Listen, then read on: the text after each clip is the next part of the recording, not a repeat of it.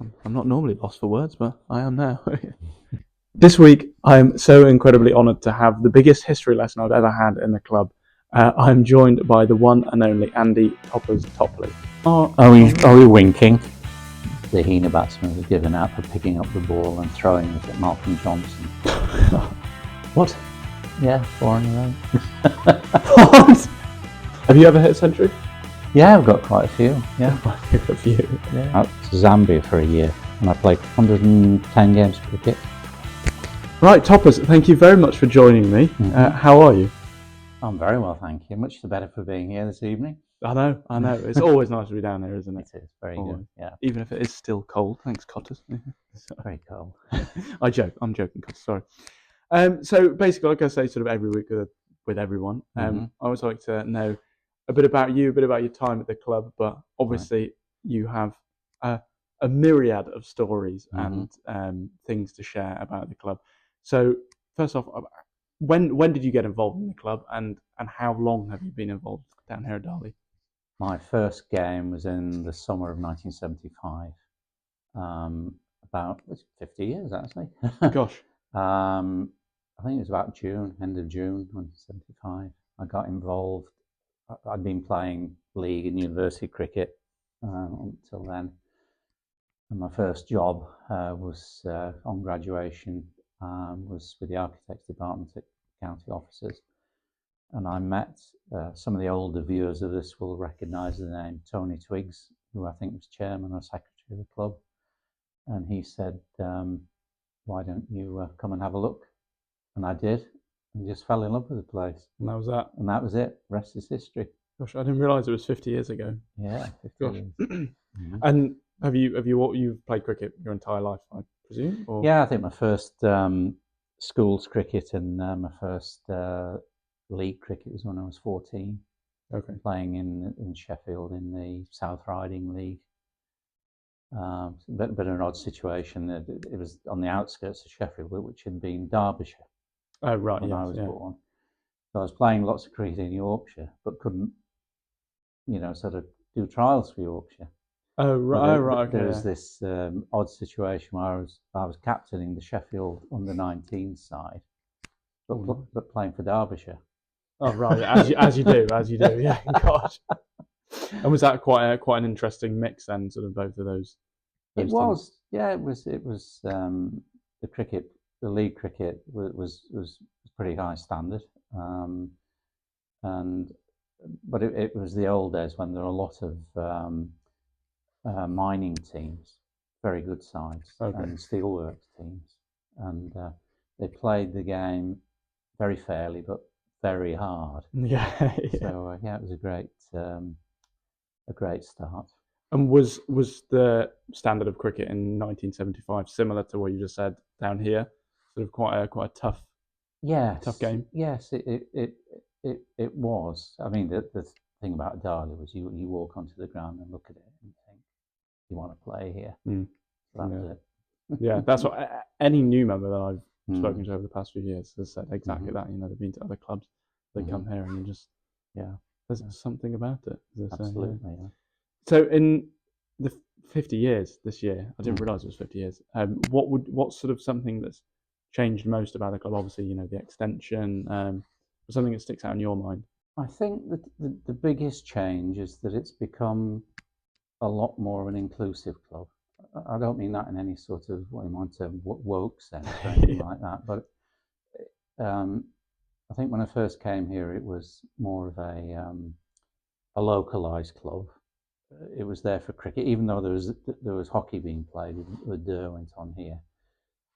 It was for the cricket and the standard of cricket, whereas I think now we've broadened out to be what I would call much more of a community club, which is really important. I remember in the early 2000s, Jim Horton and Richard and Stu, we were thinking about the club and where it might go, and we wanted it to be a community club, which means open to everybody, which is easy to do, but open to non-cricketers as well. People who wanted to hire the ground for a game of cricket. We wanted to expand the junior section, which Stuart has done an absolutely phenomenal job on. And we wanted cricket to be played in the right sort of way.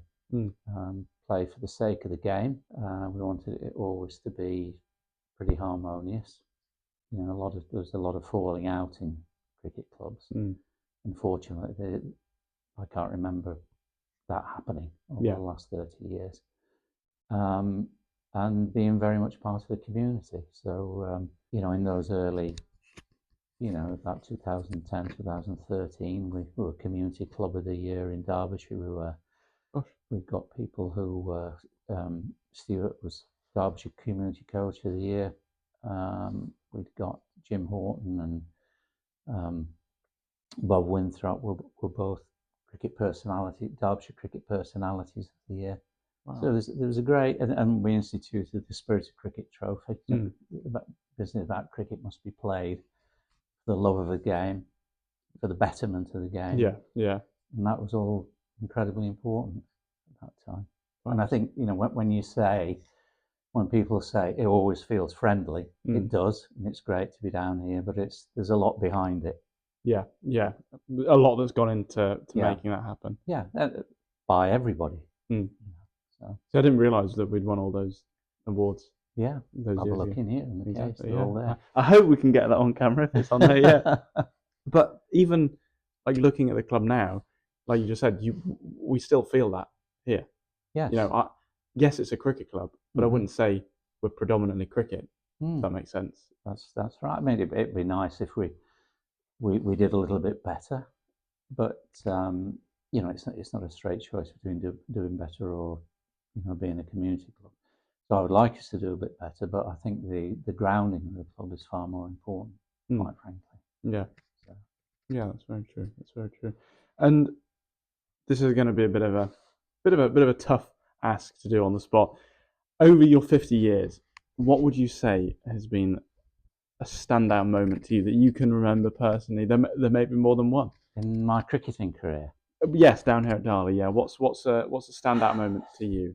Well, I think we'll be here all evening. There's been so many. I think it has to be what people term the glory years.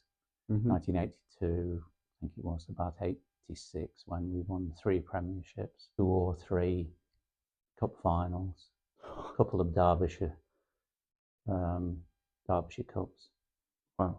I think we won about the Orm Shield 10 or 11 times in succession.